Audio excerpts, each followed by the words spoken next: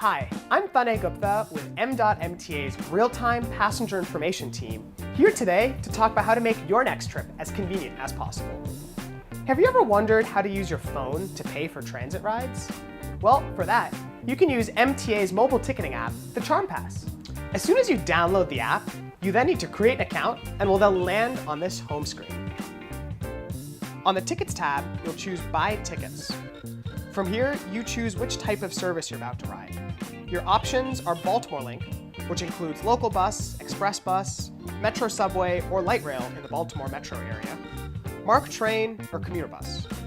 You'll also note that Baltimore services are all flat fare, independent of your route, whereas for MARC and commuter bus, you'll have to select your origin and destination to then buy your ticket. Since we're going to jump on a local bus, we'll choose Baltimore Link. From here, you're choosing your type of fare. And again, there's a few different options to choose the fare that's the best for your trip type. These options include a single one-way pass, a day pass, the Charm Flex Pass options, 7-day and 31-day passes, which give you discounted rates based on which trip you're about to take. Once you add in a payment method, which can include debit or credit cards, PayPal, or Google Pay, you simply check out and confirm. You can buy as many or as few tickets as you need.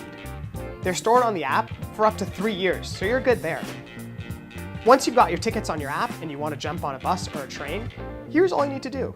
When you're about to board, click on one of your tickets and choose the green Use Ticket button at the bottom. Then this screen pops up.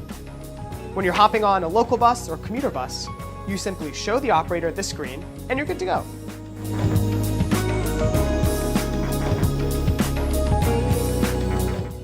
If you're riding a light rail or a MARC train, activate the pass and show the screen upon request. For metro subway, just show the subway attendant.